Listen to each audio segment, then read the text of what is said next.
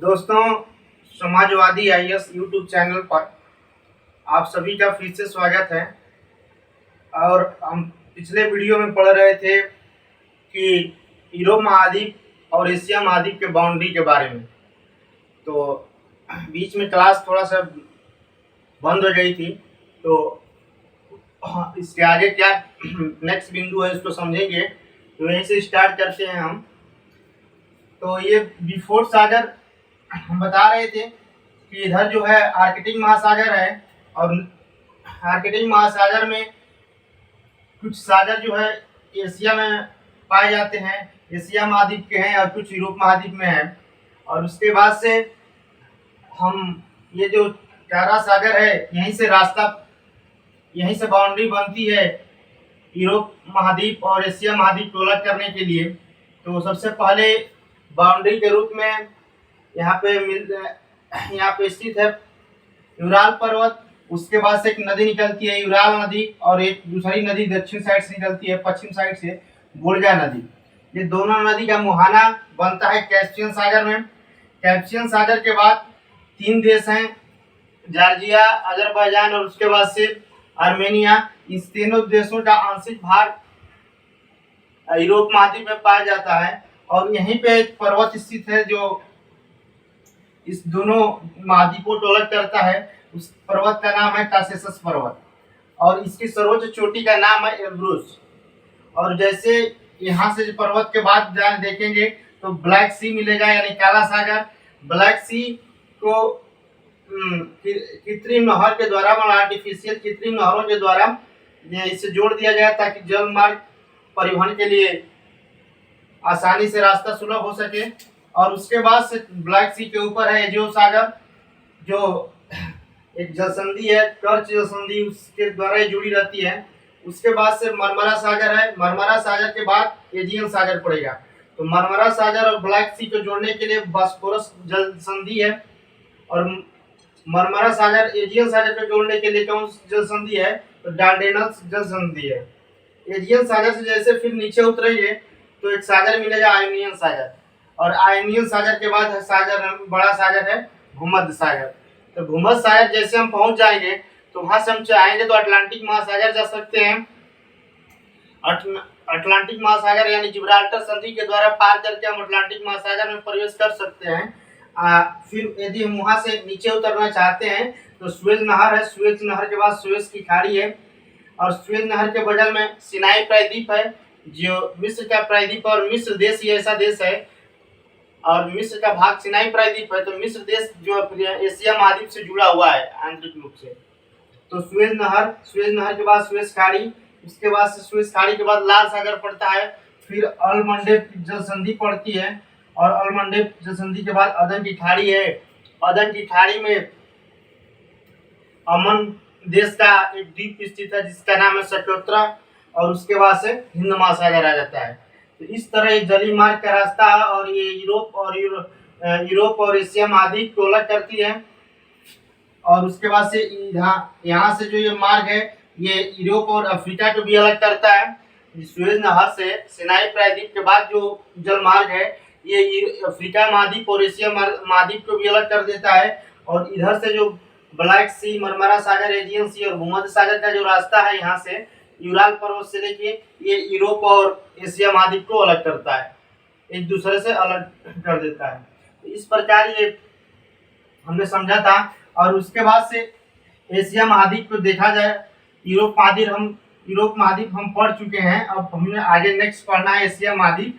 तो एशिया महाद्वीप के बाउंड्री के बारे में देखा जाए तो ऊपर में आर्कटिक महासागर है, और इसके पूर्व साइड में प्रशांत महासागर है जिसमें बेरिंग सागर स्थित है। उसके बाद प्रशांत महासागर के बाद उत्तरी अमेरिका आ जाएगा। तो और नीचे के साइड देखा जाए तो हिंद महासागर स्थित है, और उसके बाद से पश्चिम के साइड कौन सा द्वीप स्थित है? तो महाद्वीप, तो यूरोप महाद्वीप स्थित है। तो इस प्रकार ये एशिया महाद्वीप की बाउंड्री हो गई। और आर्कटिक महासागर में कुछ छोटे छोटे सागर हैं, जैसे इस चुंची सागर के बाद ईस्ट साइबेरियन सागर और लाक्टेव सागर और कारा सागर, ये तीनों सागर एशिया महाद्वीप में पाए जाते हैं। और कारा सागर ही बाउंड्री बनाता है और इसके बाद से दो सागर हैं, बैरेंट सागर और व्हाइट सी यानी श्वेत सागर। ये कहाँ पाए जाते हैं? तो ये यूरोपीय रूस में पाए जाते हैं या यूरोपीय महाद्वीप में पाए जाते हैं। उसके बाद से ये कोला प्रायद्वीप है। उसके बाद से यहाँ से नॉर्वेजियन सागर की गर्म जल धारा मिल जाती है। यहाँ पे श्वेत सागर में एक बंदरगाह है जिसका नाम है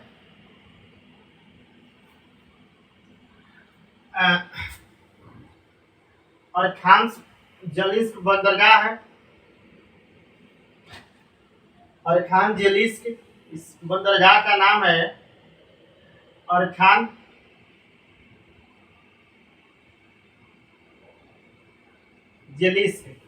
ये बंदरगाह है, ये श्वेत सागर में स्थित है श्वेत सागर व्हाइट सी में।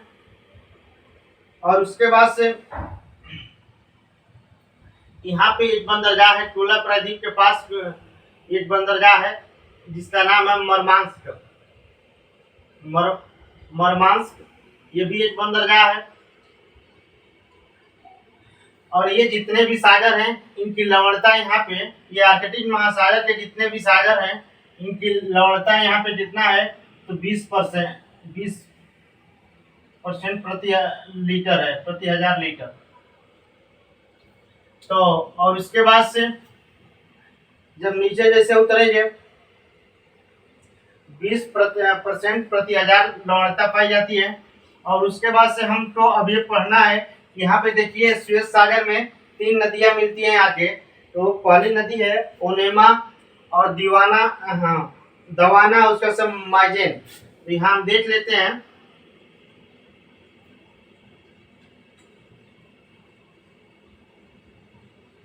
देखिए ओनेमा नदी है जो श्वेत सागर में मिलती है। ओनेमा नदी के बाद है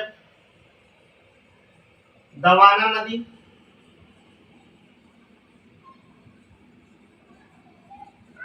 और दवाना नदी के बाद है मेजेन नदी। ये तीनों नदियां श्वेत सागर में अपना मुहाना बनाती हैं। और बैरेंट सागर में एक नदी है जिसका नाम है पेचोरा नदी। ये पेचोरा नदी जो है बैरेंट सागर में जाके गिरती है।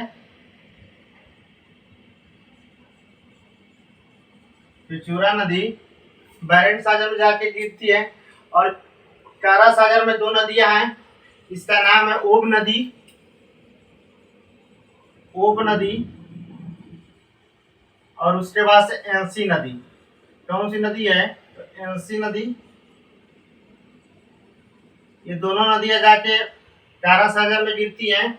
और उसके बाद से एक नदी है लीना नदी। ये लीना नदी है जो जाके किसमें गिरती है? तो लाप्टेव सागर में गिरती है। लाप्टेव लीना नदी।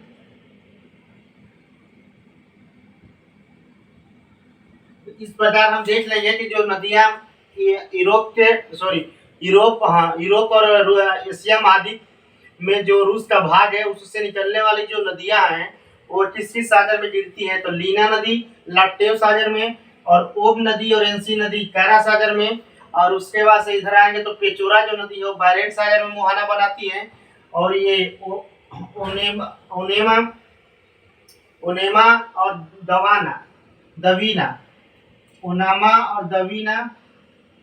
दवीना और माइजेन, ये 3 नदियां जो है श्वेत सागर में मुहाना बनाती हैं।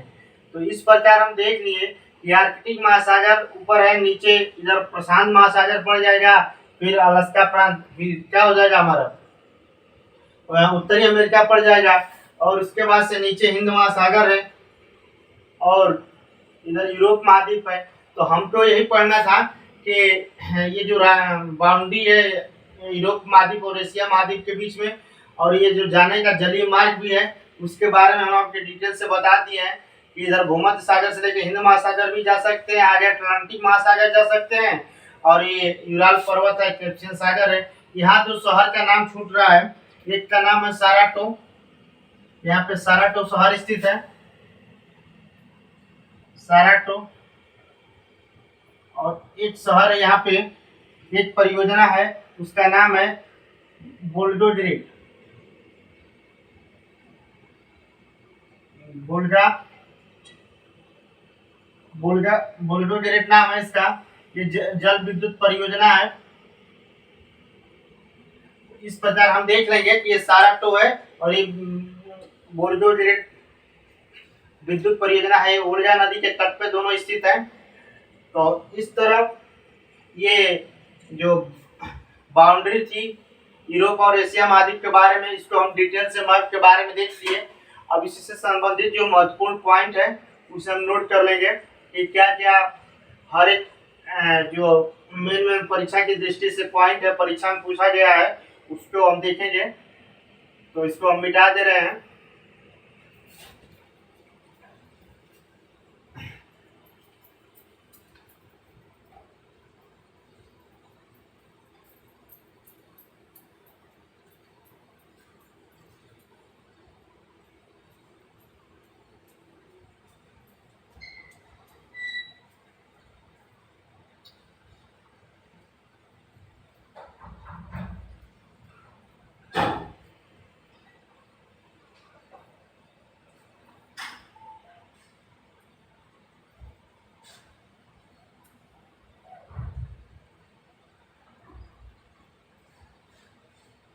तो सबसे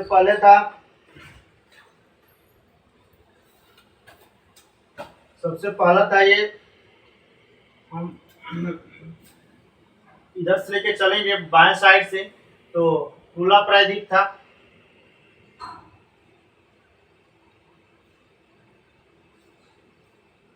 टूला प्रायद्वीप,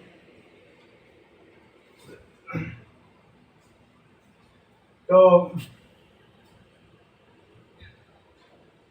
यह यूरोपीय रूस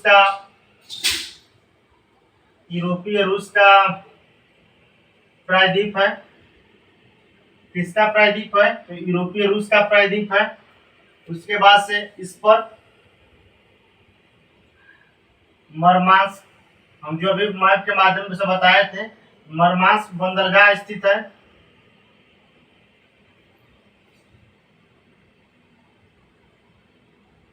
और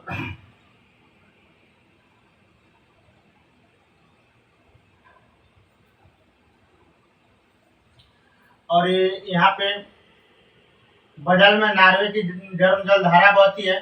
तो नॉर्वे की गर्म जलधारा के वजह से, नॉर्वे की गर्म जलधारा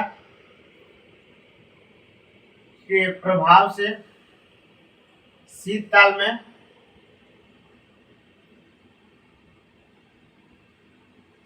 में बर्फ पिघल जाता है। ठीक ना?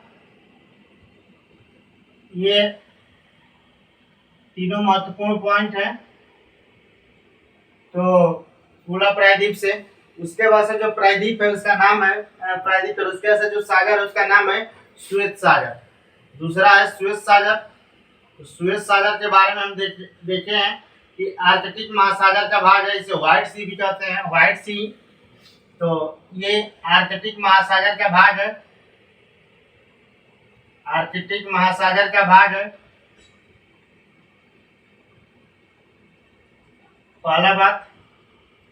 और ये यूरोपीय रूस का, इस पर किसका अधिकार है? तो इस पर यूरोपीय रूस का अधिकार है। इस सागर पर किस चीज का अधिकार है? किस देश का? तो यूरोपीय रूस का अधिकार है।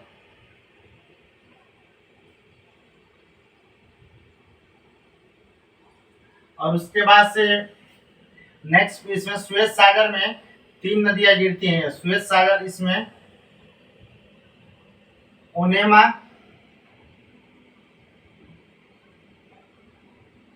नदी, उसके बाद से दवीना नदी, दवीना रिवर, और उसके बाद से मेजन नदी।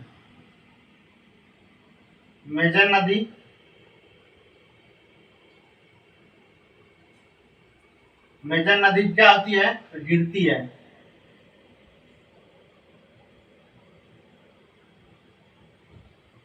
और उसके बाद से चौथा पॉइंट है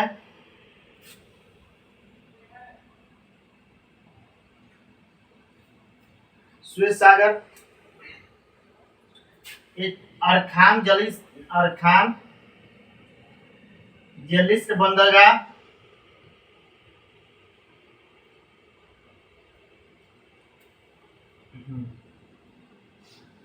अरखान जलिस्क जली बंदरगाह, ये जली बंदरगाह है और श्वेत सागर में स्थित है। जली बंदरगाह किसमें स्थित है? तो श्वेत सागर में स्थित है।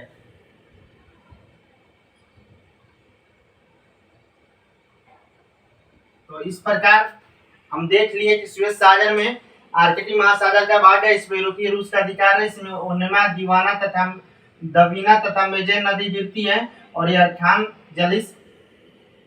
जलिस्क जली बंदरगाह स्थित है श्वेत सागर में। तो अरखान जली बंदरगाह श्वेत सागर में स्थित है। ठीक, तो अब इस श्वेत सागर के बाद जो तीसरा सागर है उसका नाम है बारेंट सागर। तो बारेंट सागर में हम देख लेंगे बारेंट सागर में क्या चीज महत्वपूर्ण है। तो पहला चीज ये भी आर्कटिक महासागर का भाग है। किसका भाग है? तो आर्कटिक महासागर का भाग है।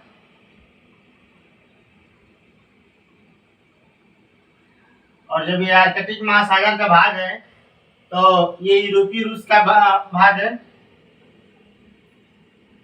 इस पर किसका अधिकार है? तो यूरोपीय रूस का अधिकार है।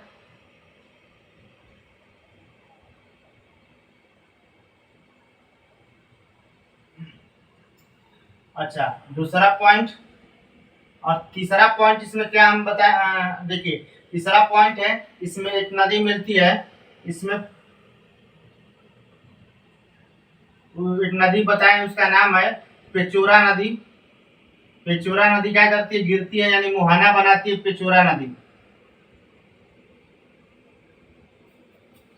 तो इस तरह बारेंट सागर से संबंधित जो 3 पॉइंट हैं, ये आर्कटिक महासागर का भाग है, ये इस पे यूरोपीय रूस का अधिकार है और इसमें पेचोरा नदी क्या होती है? मुहाना बनाती है। उसके बाद से नेक्स्ट जो सागर है वो है कारा सागर।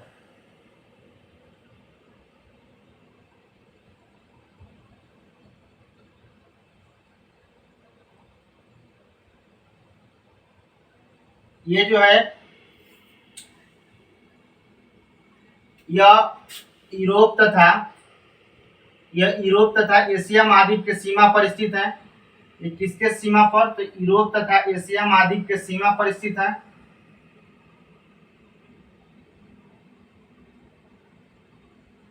यह यूरोप तथा एशिया महाद्वीप के सीमा पर स्थित है। और उसके बाद से यह आर्कटिक महासागर का भाग है। किसका भाग है? आर्कटिक महासागर का भाग है। इस पर रूस का अधिकार है।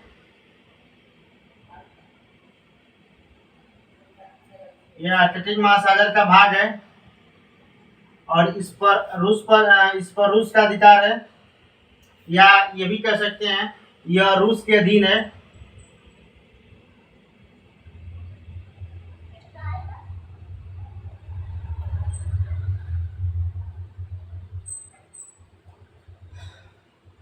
और इसमें 2 नदियां गिरती हैं। कौन सी?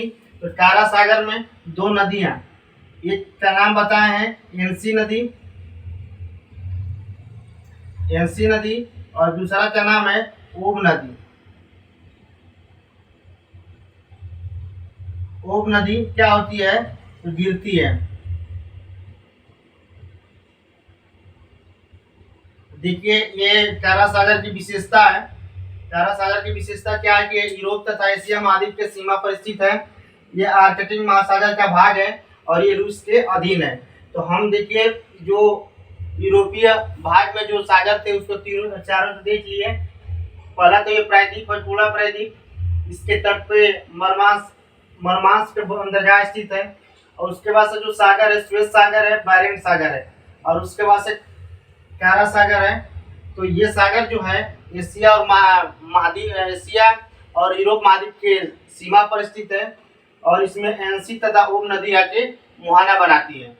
अब इसके बाद से नेक्स्ट सागर हमारा है लेप्टेव सागर। लेप्टेव सागर तो उसे देख लेते हैं।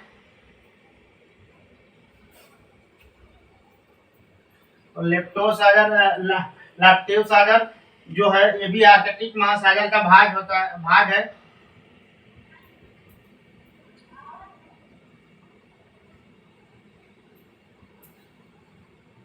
तो इसे देख लीजिए। नेक्स्ट जो है पॉइंट है लेप्टेव सागर। लेप्टेव सागर तो लेप्टेव सागर के बारे में, यह आर्कटिक महासागर का भाग है।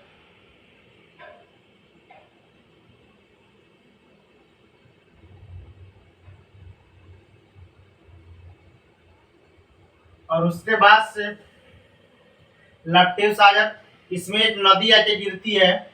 यह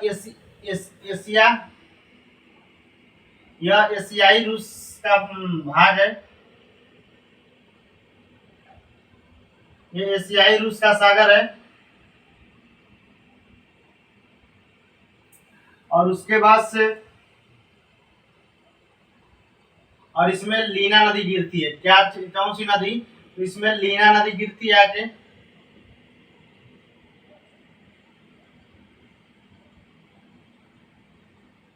ये तीन बातें बहुत इंपॉर्टेंट हैं। पहला क्या कि आर्कटिक महासागर का भाग एशियाई रूस का सागर है और इसमें लीना नदी आके मुहाना बनाती है। ठीक। लेप्टेव सागर के बाद जो नेक्स्ट सागर है वो ईस्ट साइबेरियन सागर है। ईस्ट साइबेरियन तो ईस्ट साइबेरियन सागर के बारे में देख लेते हैं। तो ईस्ट साइबेरियन सागर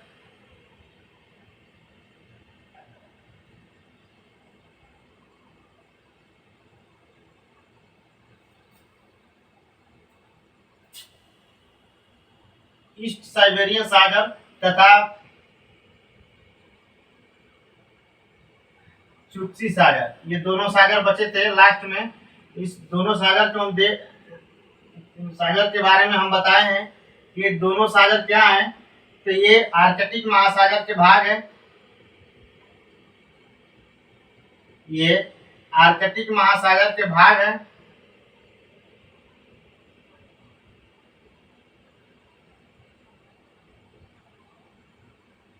पहला चीज ये आर्कटिक महासागर के भाग है। और दूसरा इसमें सागर था बेरिंग सागर। बेरिंग सागर ये प्रशांत महासागर का भाग है।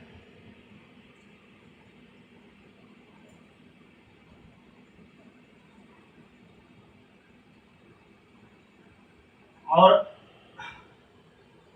उसके बाद से हम देख लेते हैं सबसे इम्पोर्टेंट बेरिंग जल संधि। इसी से पूरा स्पष्ट हो जाएगा। बेरिंग जल संधि से बेरिंग जल संधि क्या है? यह चुक्ची सागर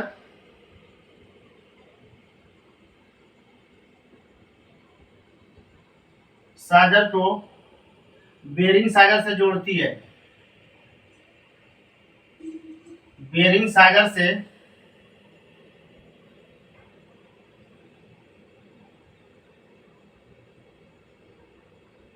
जोड़ती है। अर्थात ये भी कह सकते हैं कि आर्कटिक महासागर को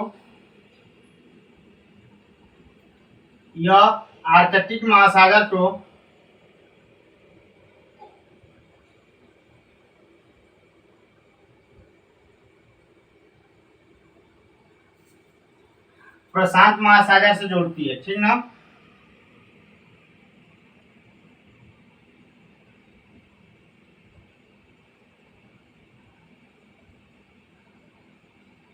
और उसके बाद से तीसरा पॉइंट इसमें है कि यह एशियाई रूस को यानी एशिया महाद्वीप के रूस को, एशियाई रूस को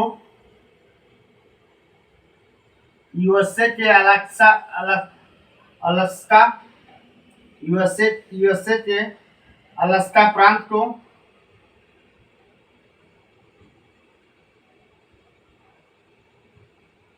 अलग करती है।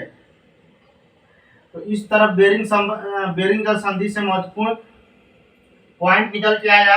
यह चुक्ची सागर को बेरिंग सागर से जोड़ती है। यह आर्कटिक महासागर को, अर्थात ये भी कह सकते हैं कि आर्कटिक महासागर को प्रशांत महासागर से जोड़ती है। और यह एशियाई रूस को यूएसए के अलास्का प्रांत को क्या करती है, अलग कर देती है। वहीं से एशिया महाद्वीप अमेरिका महाद्वीप से अलग भी हो जाता है। तो इस तरह हमने आर्कटिक महासागर में जितने एशिया और रूस में सागर स्थित थे उनके बारे में देखें, और उसके बाद से जो अमेरिका महाद्वीप के अलास्का प्रांत में और एशियाई रूस के बीच में जो जलसंधि थी, बेरिंग जलसंधि, उसके बारे में हमने समझ लिया। अब इसके बाद से जो है नेक्स्ट है, जो बाउंड्री का विभाजन कर रहे हैं एशिया महाद्वीप और उसके बाद से यूरोप महाद्वीप। जैसे यूराल पर्वत है, तो यूराल पर्वत से संबंधित, यूराल पर्वत से निकलने वाली नदियां वोल्गा नदी, यूराल नदी, उसके बाद कैस्पियन सागर, फिर कैसेसस पर्वत, और उसके बाद से भूमध्य सागर, ब्लैक सी, काला सागर, इन सब के बारे में हम देख लेते हैं जो महत्वपूर्ण पॉइंट है। तो 1 मिनट के लिए थोड़ा सा इंक डाल लें।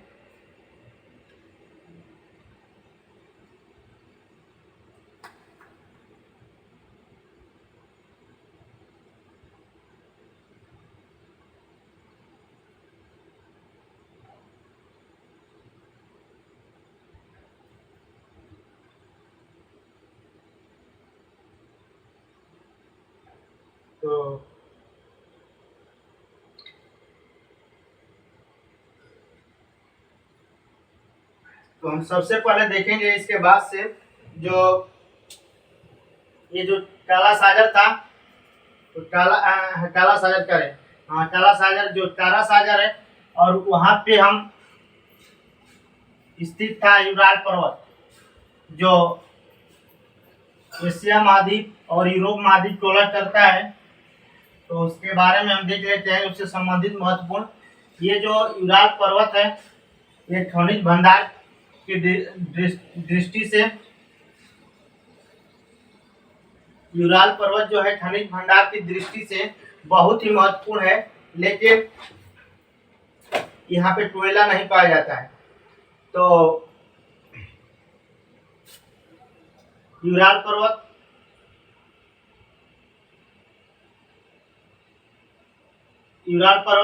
ये जो हम पर्वत के बारे में बताए थे सबसे पहले कि किस कालखंड में किस पर्वत का उद्भव हुआ था, तो उससे संबंधित है। तो ये यूराल पर्वत जो है हर्सिनियन पर्वतीकरण का उदाहरण है।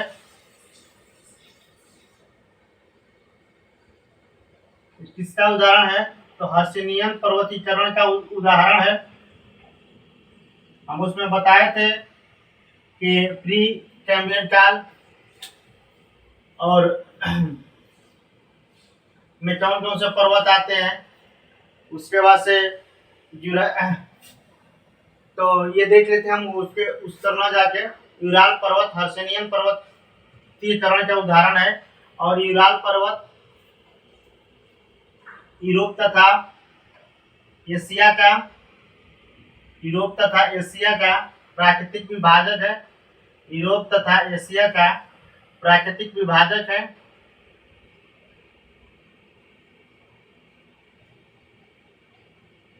और उसके बाद से यहाँ पे कोयला नहीं पाया जाता है, ठीक ना। ये खनिज भंडार की दृष्टि से तो बहुत संपन्न है, खनिज भंडार की दृष्टि से संपन्न है, लेकिन इस पर्वतीय क्षेत्र में कोयला नहीं पाया जाता है।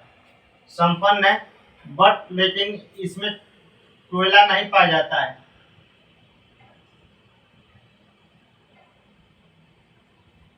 यहाँ कह सकते हैं कि यूराल पर्वतीय क्षेत्र में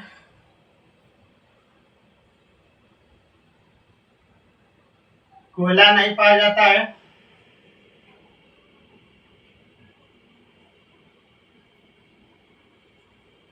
और उसके बाद से यहाँ से तीसरा पॉइंट निकल के ये, चौथा पॉइंट निकल के ये आता है कि यहाँ लौह अयस्क का भंडार है। तो यहाँ कोयला आता फिर कहाँ से है, तो कजाकिस्तान के औद्योगिक क्षेत्र से कोयला आता है। फिर उसके बाद से मास्को तुला औद्योगिक प्रदेश से कोयला आ जाता है। तो ये लौह अयस्क का भंडार है यहाँ पे। और उसके बाद से इससे दो नदियां निकलती हैं। इससे कौन सी दो नदियां निकलती हैं, तो इससे वोल्गा नदी तथा यूराल नदी निकलती है। कौन सी नदी, तो यूराल नदी निकलती है, जिसका मुहाना कहाँ बनता है, कैस्पियन सागर में। तो इससे वोल्गा नदी और यूराल नदी निकलती है। ठीक, तो हर्षिनियन पर्वतीकरण से संबंधित 4-5 पॉइंट थे। यूराल पर्वत से संबंधित 4-5 पॉइंट थे। यह हर्षिनियन पर्वतीकरण का उदाहरण है। यह यूरोप तथा एशिया का प्राकृतिक विभाजन है। और उसके बाद से खनिज भंडार की दृष्टि से संपन्न क्षेत्र है, लेकिन यूराल पर्वतीय क्षेत्र में कोयला नहीं पाया जाता है। और यहाँ लौह अयस्क का भंडार है, जबकि लौह अयस्क यहाँ पर भंडार है। और इससे वोल्गा तथा यूराल नदी निकलती है। वोल्गा तथा यूराल नदी निकलती है। तो इसके बाद से हम देख लेंगे यूराल नदी के बारे में। तो यूराल नदी के बारे में देखेंगे तो इसका स्रोत कहाँ से है, तो स्रोत जो है यूराल पर्वत से है। इसका स्रोत कहाँ से है, तो यूराल पर्वत से है। इसका अपवाह क्षेत्र कहाँ पे है, अपवाह क्षेत्र तो इसका हो जाएगा रूस और कजाकिस्तान के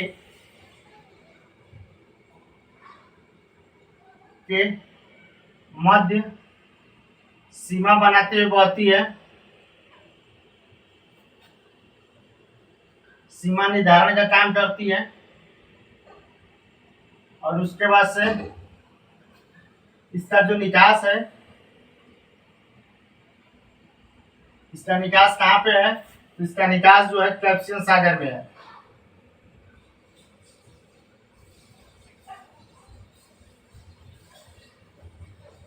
उसके बाद से यूराल नदी के बाद हम दूसरी नदी के बारे में देखेंगे, वोल्गा नदी। वोल्गा नदी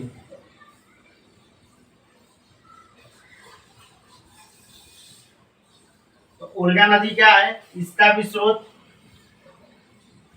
यूराल पर्वत है। और उसके बाद से अपवाह क्षेत्र देखेंगे तो यूरोपीय रूस हो जाएगा। और इसका निकास कहाँ पे है, तो कैस्पियन सागर में हो जाएगा। किसमें, कैस्पियन सागर में। तो इस तरह हम देख लेंगे कि यूराल नदी जो है यूराल पर्वत से निकलती है और वोल्गा नदी भी यूराल पर्वत से निकलती है। दोनों का मुहाना भी कैस्पियन सागर में है, लेकिन बहती जो है वो रूस और कजाकिस्तान के मध्य सीमा में यूराल नदी बहती है। लेकिन यूरोपीय जो रूस का पार्ट है, यूरोपीय जो रूस है, इससे होके कौन सी नदी बहती है, तो वोल्गा नदी बहती है। और यूराल पर्वत से संबंधित हमने महत्वपूर्ण पॉइंट देख लिया कि इस क्षेत्र में कोयला नहीं पाया जाता है, बाकी लौह अयस्क का भंडार पाया जाता है। खनिज भंडार की दृष्टि से संपन्न क्षेत्र है और यह हर्षिनियन पर्वत का उदाहरण है। इसके बाद से हम देखेंगे कि यूराल नदी और वोल्गा नदी के बारे में महत्वपूर्ण थोड़ा सा पॉइंट है, 1-2 बचा है, उसको नोट कर लेते हैं। तो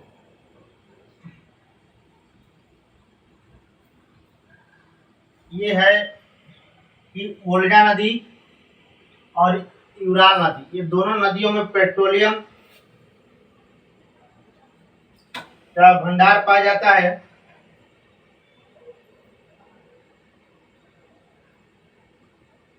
देखिए इंपॉर्टेंट पॉइंट है, यूराल नदी तथा वोल्गा नदी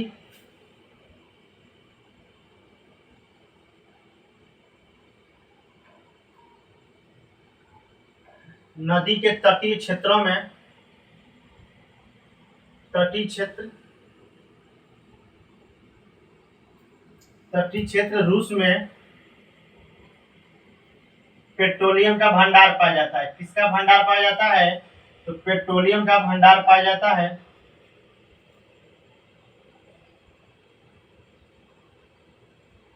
और सर्वाधिक जो पेट्रोलियम पाया जाता है वो वोल्गा नदी में पाया जाता है। तो देखिए नेक्स्ट पॉइंट है,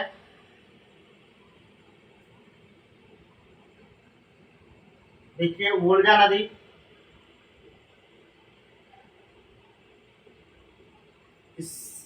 इसमें सर्वाधिक मात्रा में पेट्रोलियम पाया जाता है।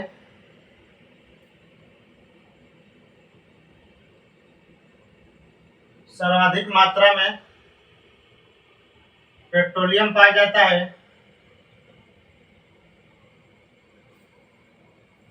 और पेट्रोलियम प्राप्ति, और उसके बाद से इसमें दूसरा पॉइंट है कि इसे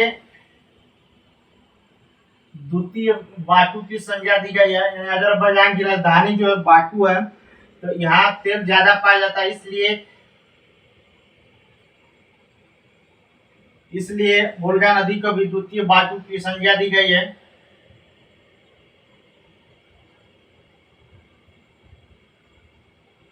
और उसके बाद से वोल्गा नदी से संबंधित एक पॉइंट है, इसके तट पर हम बताए थे, वोल्गा नदी के तट पर साराटोव शहर स्थित है।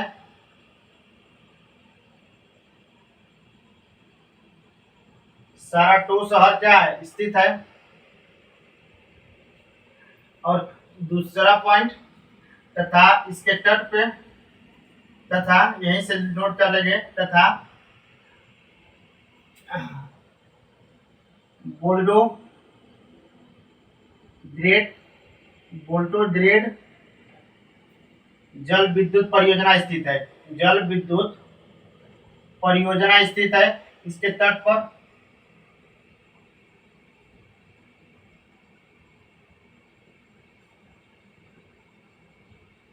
तो इस तरह वोल्गा नदी से संबंधित इन 4 पॉइंट था। इसमें यूराल नदी और वोल्गा नदी दोनों नदियों के तटीय क्षेत्रों में पेट्रोलियम सर्वाधिक मात्रा में पाया जाता है, तेल, यानी लेकिन उसमें इन दोनों में यदि तुलना किया जाए तो वोल्गा नदी में सर्वाधिक पेट्रोलियम तेल पाया जाता है और इसे द्वितीय बाकू की संज्ञा दी गई है। और इसके तट पे साराटोव शहर स्थित है, जिसको हमने मोबाइल के माध्यम में बताया था, मैप के माध्यम से आपको दर्शाया था। और इसमें एक जल विद्युत परियोजना वोल्गोग्रेड जल विद्युत परियोजना स्थित है। वोल्गोग्रेड जल विद्युत परियोजना स्थित है। और उसके बाद से नेक्स्ट हमारा है कैस्पियन सागर। एक चीज और आ जाता है यहाँ पे, ये मान लीजिए ये पहला पॉइंट है, ये दूसरा पॉइंट, ये तीसरा पॉइंट, इसको मान लीजिए। तो एक आता है कैस्पियन डिप्रेशन।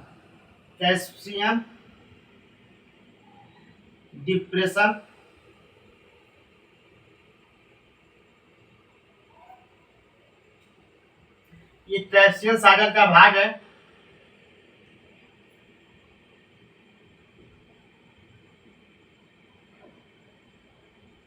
ये कैस्पियन जो सागर था उसके ऊपर 29 मीटर की गहराई तक एक क्षेत्र पाया जाता है, दलदली क्षेत्र।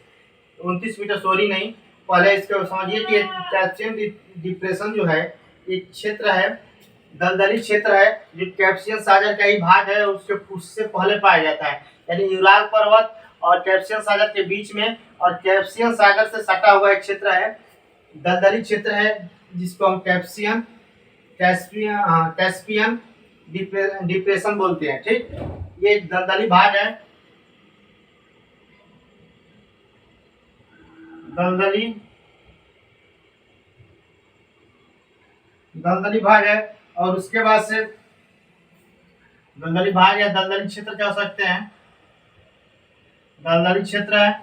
और यहाँ 29 मीटर गहरा स्थान है, यहाँ 29 मीटर गहरा स्थान है।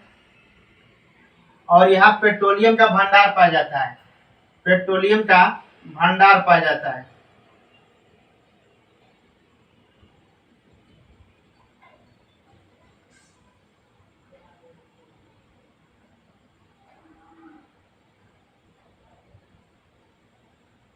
और यहाँ जितने भी नदियों द्वारा लाए गए अवसाद हैं, ये यही इसी दलदल में, जैसे वोल्गा नदी और यूराल नदी जो अवसादों के लेके आती है, वही तो यही दलदली क्षेत्र में कैस्पियन डिप्रेशन में ही उन अवसादों का निक्षेपण हो जाता है।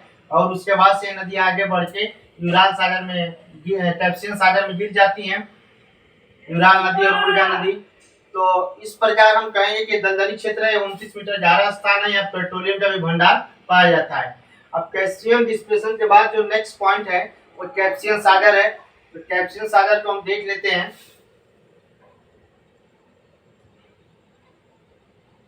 तो कैस्पियन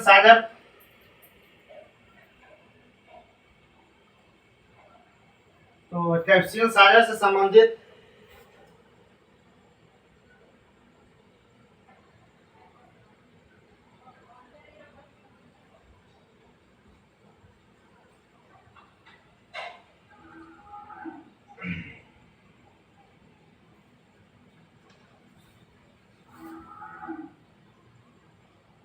देखिए, यह विश्व की सबसे बड़ी झील है। पहली बात,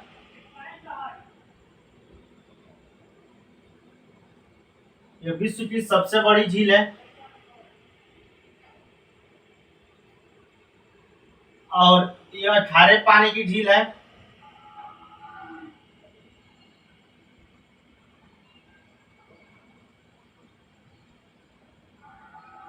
और उसके बाद से कैस्पियन सागर विश्व की सबसे बड़ी झील है, खारे पानी की झील है।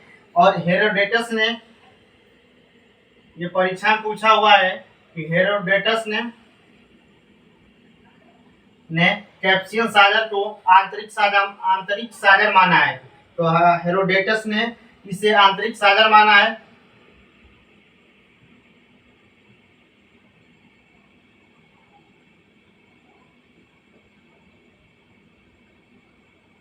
लेकिन जब हेरोडेटस महोदय नहीं थे तो उसके पहले थे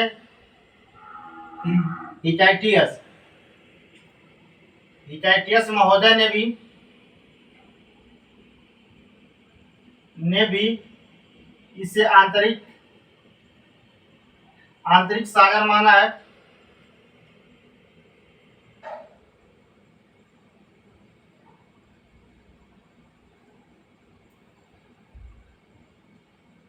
और उसके बाद से इस सागर की लवणता 14% प्रति हजार है। इस सागर की लवणता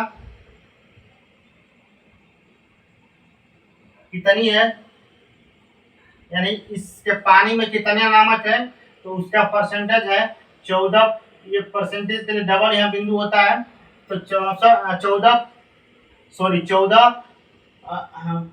प्रति हजार लौटता है, 14 प्रति हजार लौटता है।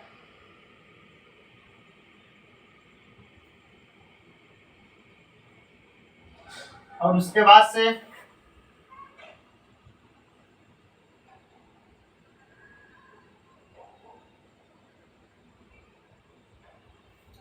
और कैप्सियन सागर से महत्वपूर्ण संबंधित ये हो गया। और इसके बाद से काकेशस पर्वत बाउंड्री जो बनाती है। तो काकेशस पर्वत के बारे में देखेंगे तो काकेशस पर्वत जो है ये 3 देशों में स्थित है।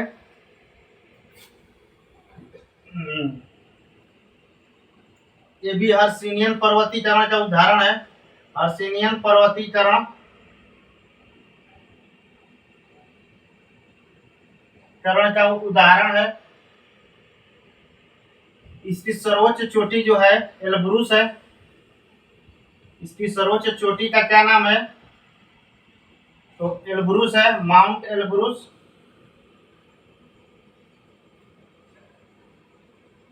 और उसके बाद से यह 3 देशों में स्थित है। यह 3 देश में स्थित है। 3 देश में मतलब कौन कौन से देश हैं? जॉर्जिया, अजरबैजान,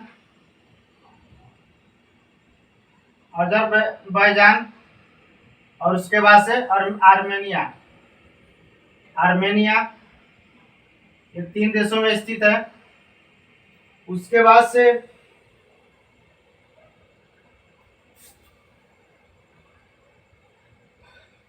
यह यूरोपीय रूस में स्थित है। ये भी कह सकते हैं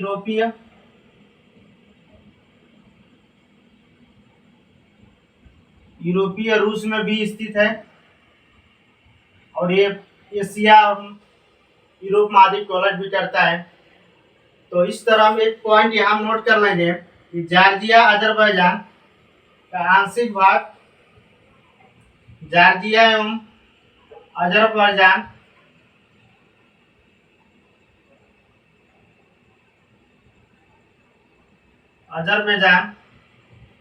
अंतःस्थलीय देश हैं।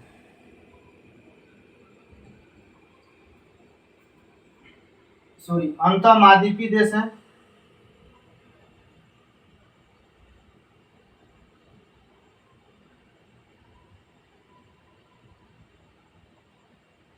यानी जो जॉर्जिया और अजरबैजान जो है इनका कुछ भाग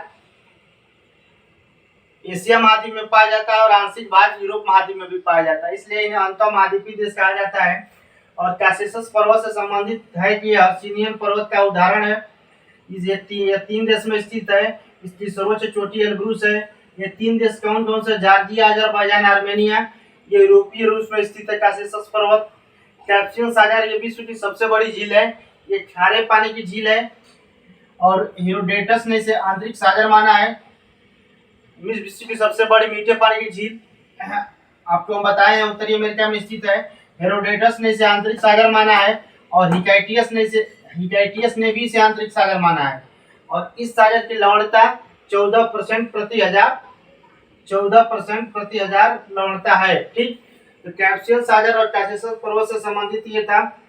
और कुछ पॉइंट और है जो बचे हुए हैं जिनसे ये एशिया और यूरोप महाद्वीप अलग होता है। तो वो है भूमध्य सागर, काला सागर। तो उसे देख लेते हैं हम। तो काला सागर, ब्लैक सी और ये जो सागर दो है। तो ये जो सागर जो है छोटा है, तो ब्लैक सी के बारे में हम कह सकते हैं ब्लैक सी यानी काला सागर।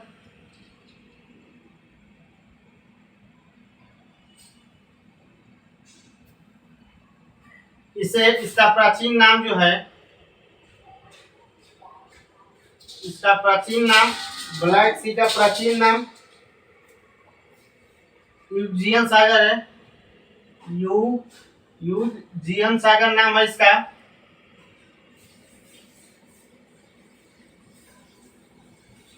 यूजियन सागर इसका प्राचीन नाम क्या है? तो यूजियन सागर नाम है। और उसके बाद से एजोर सागर, यहाँ पे एक एजोर सागर था, इसके ऊपर स्थित छोटा सा है सागर है वो। एजोर सागर का प्राचीन नाम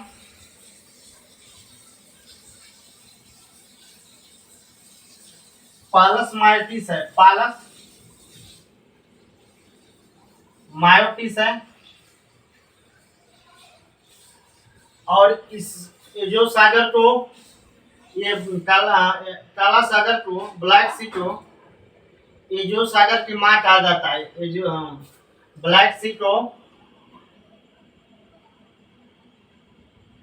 तो एजो सागर की माँ कहा जाता है।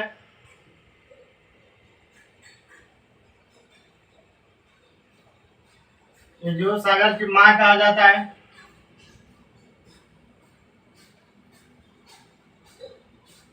और उसके बाद से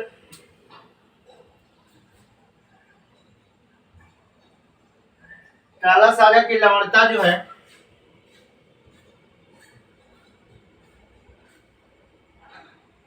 काला सागर की जो लवणता है 18/1000 है। 18/1000।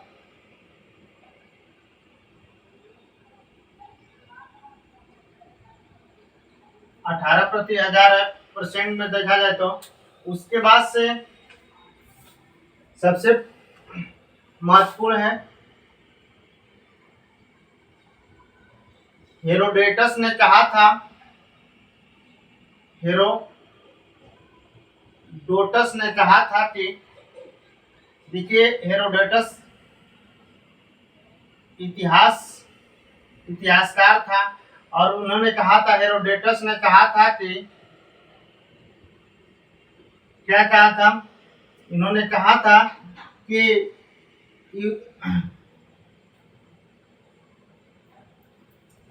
यूराल पर्वत, उसके बाद से ओल्गा नदी, यूराल पर्वत, उसके बाद से ओल्गा नदी, और उसके बाद से कैस्पियन सागर,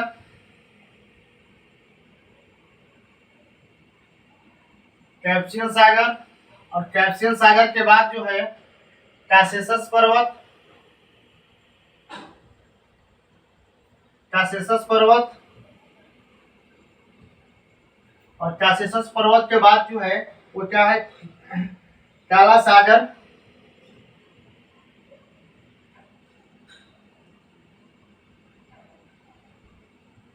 से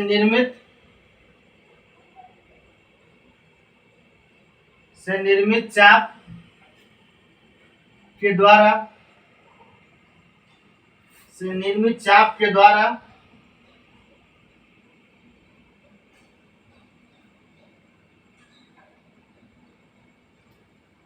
यूराल पर्वत, ओल्गा नदी, कैस्पियन सागर, कासेसस पर्वत, काला सागर से निर्मित चाप के द्वारा यूरोप महाद्वीप के द्वारा यूरोप महाद्वीप से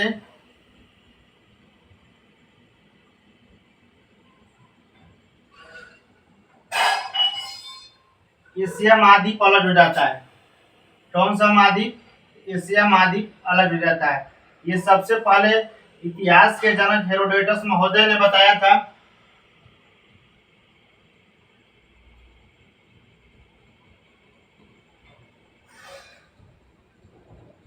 इन्होंने क्या बताया था, जैसे ये चाप है तो चाप के माध्यम से इन्होंने बताया था कि यहाँ पे यूराल पर्वत है, ये वोल्गा नदी है, और उसके बाद से कैस्पियन सागर है, और कैस्पियन सागर के बाद कासेसस पर्वत है, और कासेसस पर्वत के बाद क्या है तो ब्लैक सी है, यानी काला सागर है। ठीक, तो इस प्रकार ये चाप है, और इस चाप के माध्यम से यूरोप महाद्वीप से क्या हो जाता है तो एशिया महाद्वीप अलग हो जाता है। तो इस प्रकार ये लाइन बहुत ही इंपॉर्टेंट है। हेरोडोटस महोदय एक इतिहासकार हैं, और उन्होंने इस प्रकार एशिया और यूरोप महाद्वीप के विभाजन के बारे में उन्होंने भी बताया है। तो आज के इस वीडियो में हमने यूरोप से एशिया जाने के लिए जो जलीय मार्ग है तथा जो बाउंड्री सीमा पे स्थित चीज़ें हैं उनके बारे में अच्छी तरह से समझ लिया है। अब उसके बाद से जो नेक्स्ट पॉइंट है उसको अगले वीडियो में पढ़ेंगे। तो आज के लिए इतना ही, धन्यवाद।